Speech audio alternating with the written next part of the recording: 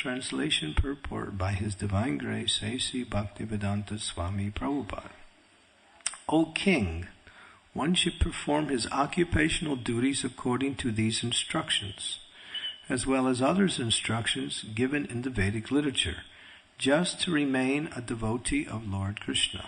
Thus, even while at home, one will be able to reach the destination. Please repeat, O King, one should perform his occupational duties according to these instructions, as well as others' instructions given in the Vedic literature, just to remain a devotee of Lord Krishna. Thus, even while at home, one will be able to reach the destination. Purport. The ultimate goal of life is Vishnu, Krishna. Therefore, either by Vedic regulative principles or by materialistic activities, if one tries to reach the destination of Krishna, that is the perfection of life. Krishna should be the target. Everyone should try to reach Krishna from any position of life. Krishna accepts service from anyone. The Lord says in Bhagavad Gita, Mam hi partha vyavas pisritya yepi supapayonayaha Sriyo Vaishyas tata sudras tepi yanti pradam gatim. O son of Prita, those who take shelter in me, though they be of lower birth, women, Vaishyas, merchants, as well as Sudras, workers, can approach the supreme destination. It does not matter what one's position is. If one aims at reaching Krishna by performing his occupational duty under the direction of the spiritual master, his life is successful. It is not that only sannyasis, vanaprasthas, and brahmacharis can reach Krishna. A grihastha, a householder, can also reach Krishna provided he becomes a pure devotee without material desires. Example of this is cited in the next verse. Om agyantimirandasya gyanajana salakaya chaksu unmilitam yena tasmai Shri Gurave Namaha Shri Chaitanya Manobhistam Staptitam Yena Bhutale Swayam Rupa Kadamayam Dadati Swam Padantikam Jai Shri Krishna Chaitanya Prabhu Nityananda Shri Advaita Gadadhar Sivasari Gaur Bhaktivinoda Hare Krishna, Krishna Krishna, Hare Hare, Hare Rama, Rama Rama, Hare Hare. So, what is this verse saying? Ultimately, it says that to achieve the goal of life, one doesn't have to change their position. One doesn't have to change from grihastha to sannyas or from brahmachari to grihastha. In other words, whatever one's position is, one can execute or one can reach the goal of life, provided, and this is mentioned in this verse, provided one follows the proper path. And here it is mentioned that it's giving emphasis upon grihasthas. There are two kinds of people who are family people. There is called grihastha and grihamedi. Grihamedi means selfish or absorbed in I and mine. What does that mean? This is my wife, this is my home, this is my money, this is my car, these are my children, this is my country. Janasa moham yam aham mameti. The word moha is mentioned in this verse because mohan means illusion. This idea of mine is not a reality. Nothing belongs to any of us. And Prabhupada was speaking, I was listening the other day, you come into this world with nothing and you claim so many things as yours.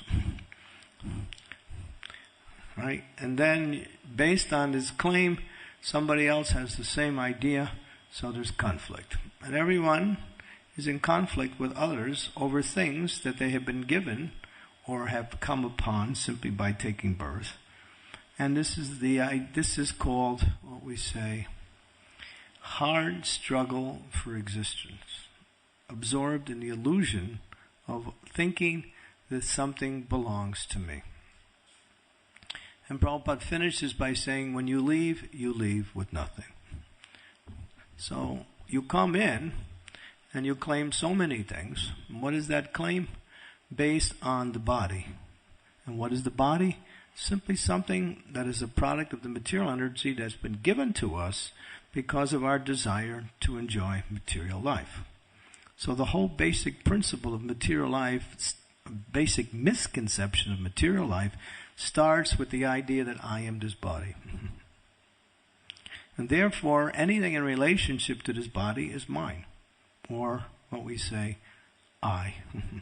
I am, put another word after it, a man, a woman, a student, young, old, rich. These are all designations of bodies that we have somehow or other accumulated due to our desire to find what we say happiness in this world. There's two principles. It's called the enjoyer and the controller.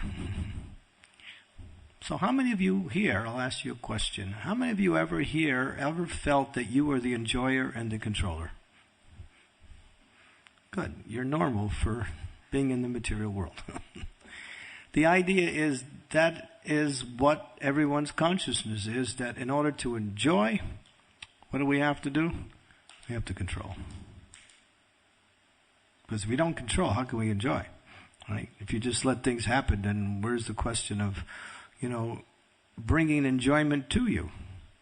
So you have to control. And therefore you control your family, you control your money, you control your property, you control your life in such a way as that you plan to become the enjoyer in so many different ways. And the basic principle of that is family life, because it's the foundation where the expansion of the I am I principle is unlimited. When you don't have a family, your enjoyer and controller situation is limited. You still have that consciousness, even in the brahmachari. Prabhupada says even in a sannyasa ashram, sometimes the sannyasis think that this is my room, and these are my possessions, and this is my danda, and this is my mahaprasad. And the brahmachari might think this is my space, although it's only 6 feet, it's still mine. So it's another form of the same idea, but it's in a more limited way. But once you get in grihastha life, you're all over the universe. And then you're going to just expand and expand and expand. And Prabhupada says that the happiness in griha-medi life is to be able to see your grandchildren's grandchildren. He said in Bengal, that's the goal of the materialistic people, to see their grandchildren's grandchildren, and then life is successful. If my grandchildren have grandchildren and I can be around to see it, boy, I have made success in life, right? So this is what everybody puts their emphasis on, expanding their little empires and family, and then having so many, possessions and ideas. And it's like your little kingdom. But then the real king comes along and says, hey, gotta go, man. You're out of here. Your kingdom's over. You've just been dethroned. And that's called death. So this in the middle, this is called griha-medi life. But there's another type of, what we say, householder, that is actually, what we say, a way to reach the goal of life, even though one is surrounded, or you may say, or what we say, fortified by materialistic things. And that is here mentioned, that there is grihastha. Grihastha means one who lives within the family, but the head of the family is Krishna. Krishna becomes the center of the family. And everything that person does or even things is in relationship to religious principles. They don't follow religious principles simply to make a nice family life. That's not the goal. Because there's another kind of family person who likes to follow God in order to have a nice family life. And that's another form of Maya, using God to make your life nice. But the idea is that God becomes the center of life, where we can worship God and achieve the goal of life, and that is Taktva Deham Purna Janma Naiti Mameti Sorjuna, that we want to go back home, back to Godhead. That is the goal of life. So in that type of family life, one acts according to religious principles. And one performs their activities in a very, what we say, detached way. The more you have material things, and the more you use material things, the more it's hard to become detached from these things. But therefore, cultivation of transcendental knowledge helps one to understand that whatever I have is simply given to me by the mercy of the Lord.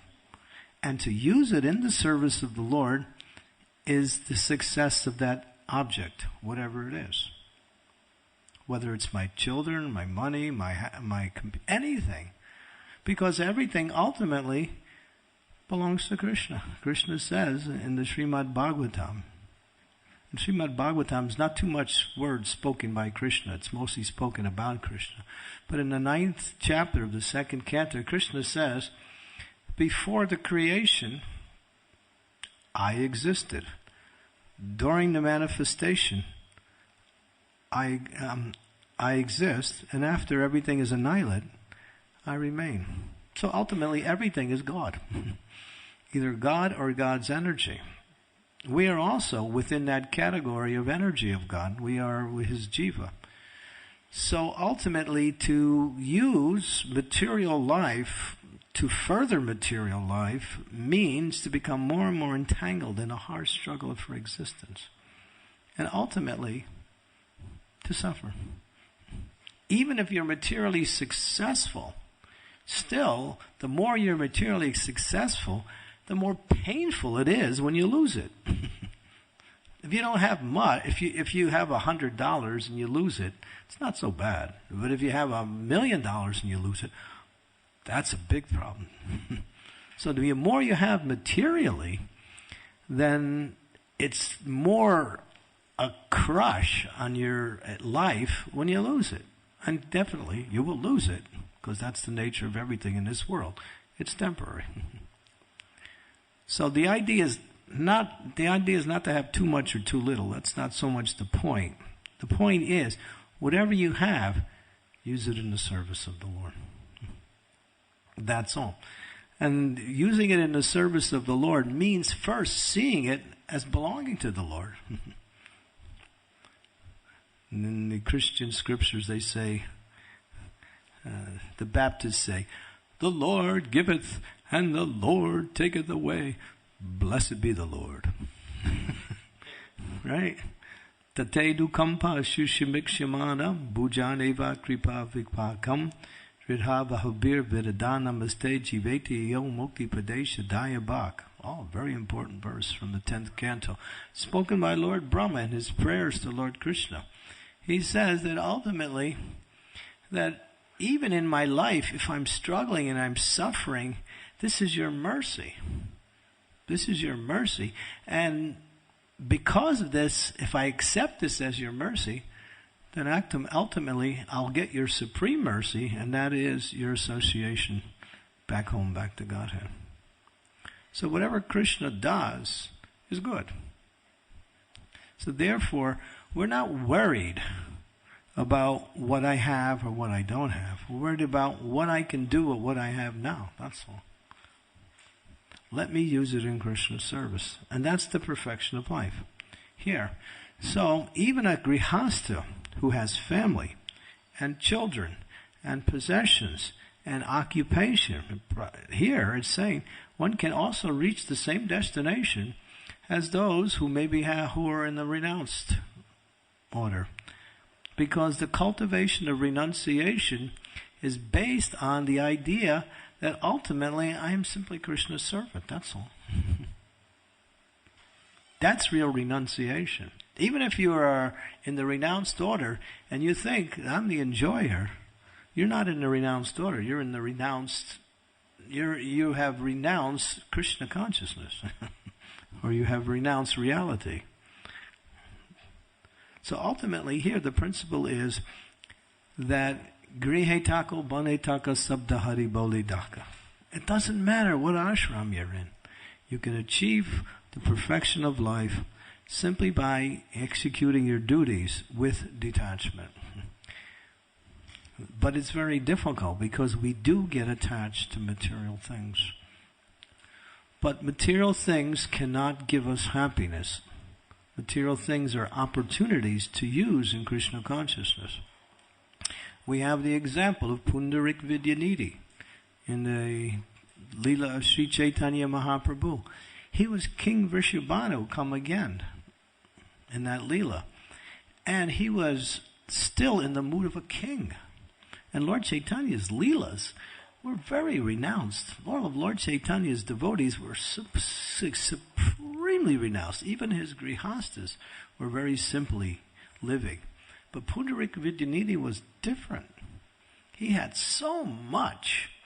And he was dressed so nicely with beautiful, let me say, clothes. And he would wear nice perfumes in his hair. And he had surrounded by it. He had a beautiful palace-like abode. But the thing was, he was Krishna conscious. When Gadadhar Pandit came to see Pundarik Vidyanidhi on the instructions of Lord Chaitanya, Mukunda went with him. And Mukunda understood the glories of Pundarik Vidyanidhi, but Gadadhar Pandit didn't. When he saw this person, he said, who is this? This is a great soul. Lord Chaitanya has asked me to meet this great personality, but he looks like an ordinary materialist.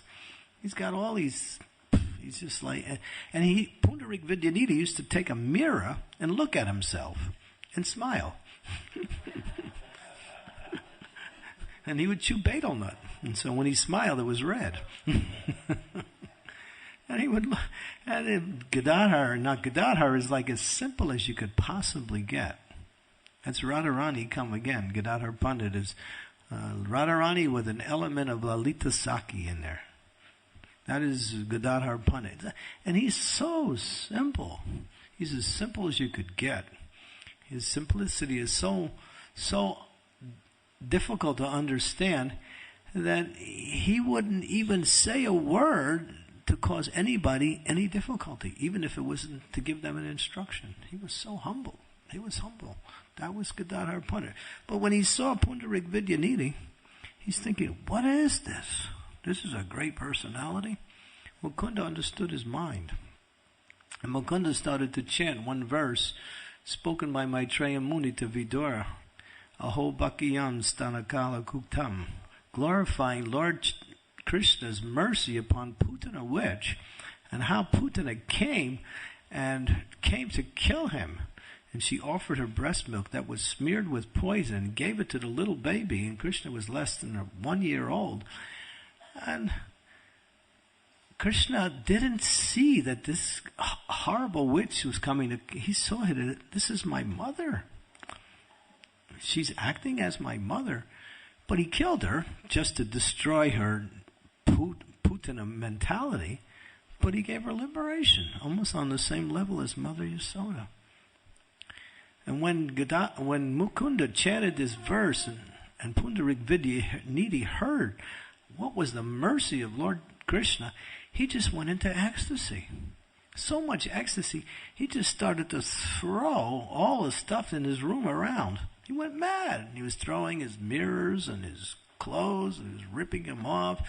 Pots and things were going flying this way, and he went into a mad sense of ecstasy. Jai Sri Sri Radha Gokula Nanda Ki Jai, Sri Ram Lakshman Hanuman Gaur Ki Jai. So his ecstasy was just simply another form of madness. Now Gadadhar Pandit watched this, and for 6 hours Pundarik Vidyanidhi was in this ecstasy. And finally he came out of it. And then Gadadhar Pandit realized, oh, I made a mistake. I simply judged him by what I saw externally. And he felt bad. So he told Mukunda, I think I'd like to take initiation from this person. And he did. And when Pundarik Vidyanidhi heard that Gadadhar Pandit, the great Gadadhar Pandit, wants to become my disciple, he said, how fortunate it is to have a disciple like Gadadhar Pandit. And they were completely opposite in their moods. I mean, so here's an example in Lord Chaitanya's Leela of a person who had so much material, but what was his inner consciousness? That's the thing. What is our consciousness? It's not so much about what we have or what we don't have. What is our consciousness? And life is about consciousness. It's Krishna consciousness. So our hard struggles to accumulate more things in this world simply take our consciousness away from Krishna. Therefore, a devotee just thinks, whatever situation I have, that's perfect. Let me just become Krishna conscious. I don't have to change my situation. I simply have to change my consciousness or purify my consciousness and see everything in relationship to Krishna. Prabhupada would say sometimes, when I came to your country, I had 40 rupees. Now I have 40 crores. Krishna has given me so much, but I am using it in his service. Prabhupada never changed his lifestyle, although he was surrounded by so much wealth and what we say, opportunities for material enjoyment. He remained the same, simple, humble, we say, acharya, whose only goal was to take whatever he was given and use it in Krishna's service. And that is Krishna consciousness. Manasa deho deho gyoho yokichumar arpitu today Nanda Kishore. And Bhaktivinoda Thakur prays. Bhaktivinoda Thakur was wealthy. He was a magistrate, respected by the British. He had his own train car that would go along with the other train to work. They gave him his own car where he could have his own peace and quiet when he wouldn't go back and forth. You see that little railway track in front of Bhaktivinoda Thakur's house? Those of you who've been to Godrum Dvipa. And that train used to pass right by his house, and he would get on it. And he would go to work. And what was the size of his family? He had a big family. People say 13 children. But he had at least 10 children. And he had a wife. And he had so many things, responsibilities. But he was detached from all that. He wrote over 100 books and periodicals. He preached heavily. He brought Lord Chaitanya's mission back after it had been lost after so many hundreds of years. So it's not your ashram that is what we say the advantage or the disadvantage. It's your consciousness. You can be in the renounced ashram, you can be wearing saffron, and you can have the mentality of a Grihamedi. If you're thinking that now I can enjoy in a renounced way. How to enjoy in a renounced way is that we try to, I don't have to have so many responsibilities now, and now I can just enjoy my senses in this way and in that way. It's easier. Because when you have a lot of things, then you have too many opportunities for enjoying your senses, and then you get confused. So become simple and enjoy your senses in a few ways. That's another form of cheating. So the idea is not so much the ashram, it's the consciousness. And here, Prabhupada is glorifying the grihastas. That the grihastas can also reach, and Prabhupada says something really amazing. He said the ultimate goal of life is Krishna. Therefore, either by Vedic regulative principles or by materialistic activities. If one tries to reach the destined Krishna, that is the perfection of life. That means one's work and one's family responsibilities can be used, and should be, and must be used, as a means for serving Krishna. We make the division, there's the temple, and then there's my life. Like that. But that division keeps us divided from Krishna. Ultimately, everything is under the control of the Supreme Personality of Godhead. And when we understand that, there's no problem. There's no problem. Life is simple, but we complicate it by starting to think, how can I enjoy? Forget it. You can't. How can I serve? That's the beginning of Krishna. How can I serve? A devotee finds happiness in service. A real devotee is only thinking, what else can I do? How can I serve? How can I use my time in the best possible way to purify my consciousness by serving the Lord in different ways? Whether it's in one ashram or another. That's all. A devotee is only interested in service. He's only interested in pleasing Krishna by his service. That's all. And that's Krishna consciousness. And when Krishna is pleased, then that's perfection. And the door to spiritual life is wide open. Shrama evi kevalam. If Krishna is not pleased, you can have so much money, you can have so much wealth, you can have so many possessions, you can have everything. You can even do your pujas and your rituals and everything else. And Krishna says, he's not interested in me. He's interested in getting some prestige for what he does. That's all.